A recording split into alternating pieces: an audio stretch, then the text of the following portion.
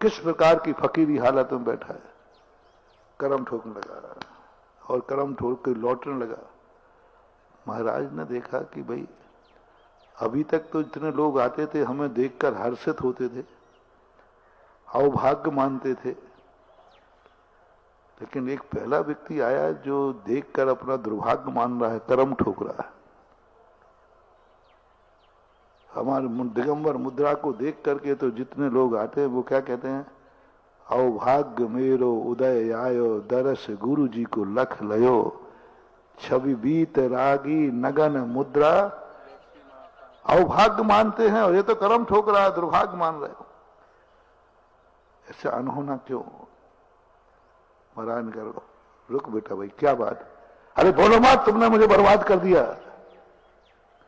अब देख रहा किस पे थोप रहा है, तुमने बर्बाद कर दिया, हमने जो पढ़ाई की थी वैसे तुम नहीं निकले। अरे भाई मैं वैसा नहीं निकला आप लोग भी ऐसी। अब वो महाराज तुमने बर्बाद कर दिया, तुम वैसे जैसा मैंने सोचा था वैसे तुम नहीं निकले, जैसे तुम्हारे पैर थे वैसे तुम नहीं निकले, बक गया एकदम।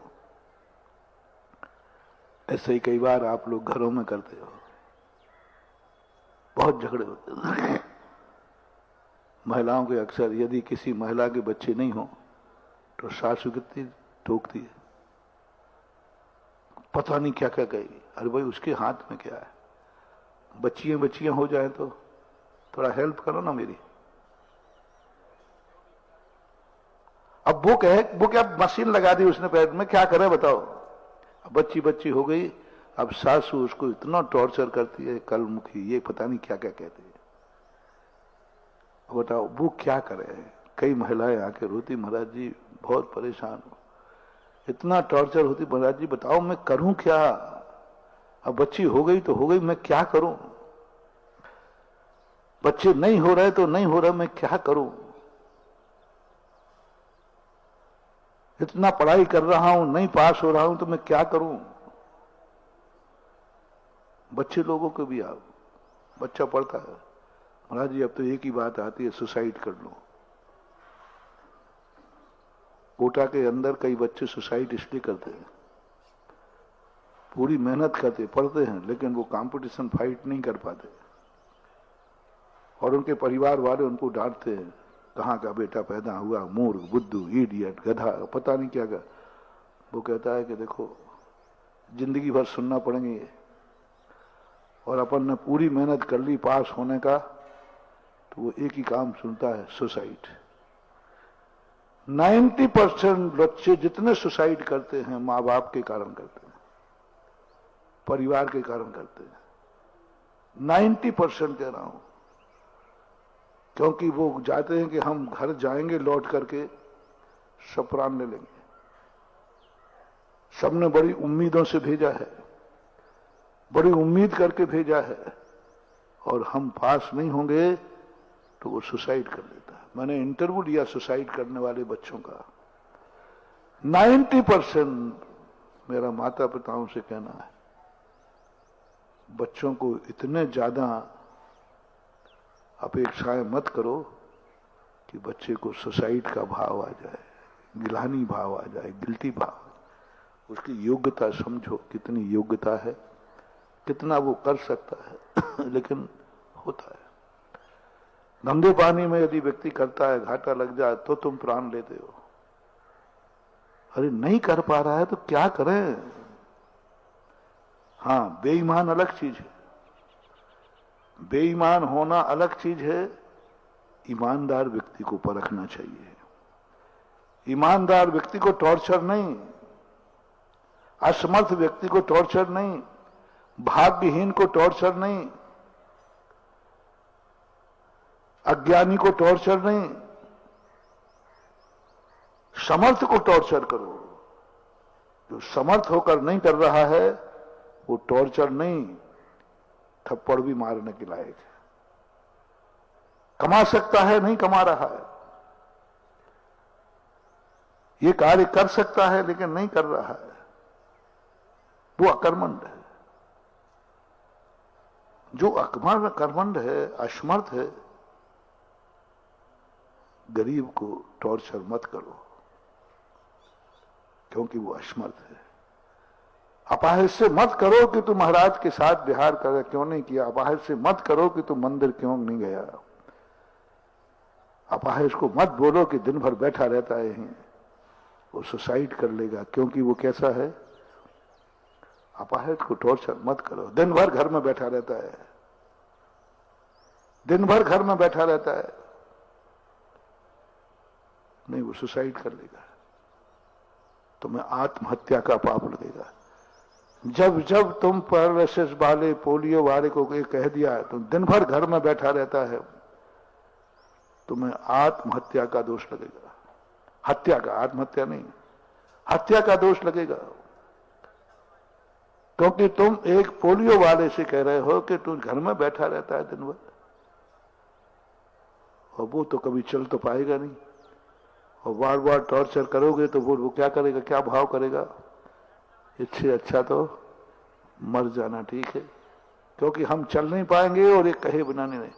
कभी महानुभाव अपाहिज को व्यंग नहीं करना, अपाहिज से मत बोलना, कर्महीन को मत बोलना कि तू कर्महीन है, कोई काम का नहीं, खाने की खदान है,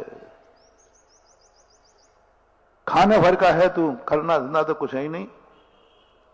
परखो उसको कि ये भाग्यहीन है, इसको सोना दिया और वो माटी हो गया, इसको धंधा कराया सब चौपट हो गया, ये किसी के लायक नहीं है। खूब करके देख लिया, बस महानुभाव अब टॉर्चर मत करना, अब मत उसको कोसना, नहीं तो तुम एक हत्या का पाप लगेगा। अब नहीं करना, क्योंकि वो भाग्यहीन है, किस्मतहीन है, दुर्भागा है। अब यदि तुमने टोका तो क्या करेगा, सुसाइड करेगा। एक हमारे शास्त्रों में कहानी आती है एक भाग्यहीन की, दुष्कृत, इतना भाग्यहीन था कि सारा नगर, जिस दिन 56 करोड़ की दीनारें थी उसके यहां सोने की, 56 करोड़, और जैसे ही गर्भ में आया 9 महीने के अंदर 56 करोड़ की दीनारें खत्म हो गई, सब माटी हो गया, सब बर्बाद हो गया, परिवार मर गए, मां पिता मर गया, सब मर चुके। जन्म 9 महीने के अंदर सब, एक नगर सेठ कंगाल हो गया। जब जन्म लिया तब मां के अलावा कोई उसके पास नहीं था, मकान भी नहीं था, हवेली भी बिक गई, सब कुछ खत्म हो गया 9 महीने के अंदर, मात्र 9 महीने के। फुटपाथ पे आ गई। बहुत बड़ी शिक्षा दे रहा हूं महानुभाव, सारा गांव कहना ये भाग्यहीन, जो निकले उस बच्चे को भाग्यहीन कहे, भाग्यहीन कहे, भाग्यहीन कहे। देखो बर्बाद हो गया, जब से आया तब से बर्बादी बर्बादी हो रही, सब नाश हो गया, सब बर्बाद हो। बच्चा थोड़ा सा बड़ा हो गया, अब जो भी उसको टॉर्चर करे बच्चा फीलिंग करने लगा, मैं भाग्यवान हूं, मेरे आने से मेरे पिताजी मर गए, मेरे आने से 56 करोड़ की दीनारें खत्म हो गई, मेरे आने से मेरी मां की ये दशा हुई। सारा गांव एक ही बात उसको कहे, कोई। अब बच्चा थोड़ा समझदार हो गया, उसने सुसाइड करने का मन बना लिया। मैं भाग्य तो बदल नहीं सकता क्योंकि मैं भाग्यहीन हूं, मैं किस्मत बदल नहीं सकता, मैं किस्मतहीन हूं, और ये गांव वाले कहने से नहीं चूक सकते।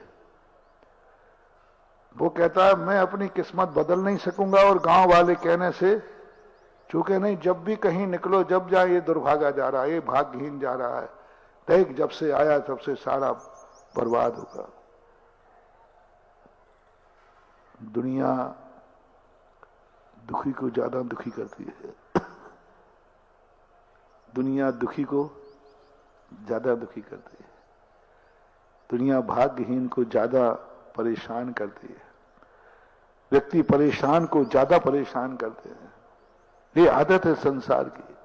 आज मैं वही प्रसंग की तरफ तुम्हें ले जा रहा हूं महानुभाव, मत करना ये गलती। देख लिया कि ये भाग्यहीन है, भाग्यहीन को भाग्यहीन मत बोलना। उसने मां से कहा, मां अब मैं बाहर नहीं निकल पाता हूं, अब मैं घर से बाहर नहीं निकल पाता हूं। जहां जाओ वहीं लोग मुझे टोरना दे रहे हैं, उलाहना दे रहे हैं, टॉर्चर कर रहे हैं, मेरे से सहन नहीं हो रहा। अब मेरा मन कर रहा है कि मैं सुसाइड कर लूं।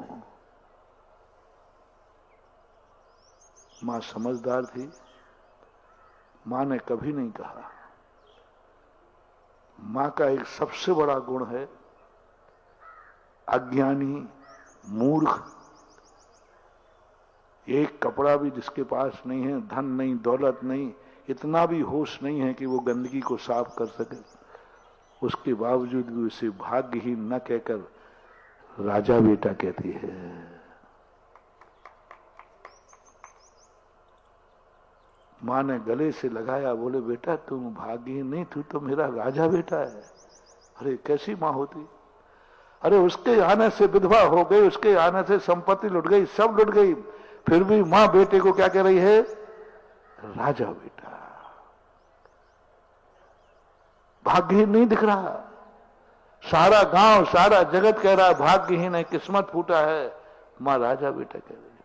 नहीं बेटा, मरना नहीं है।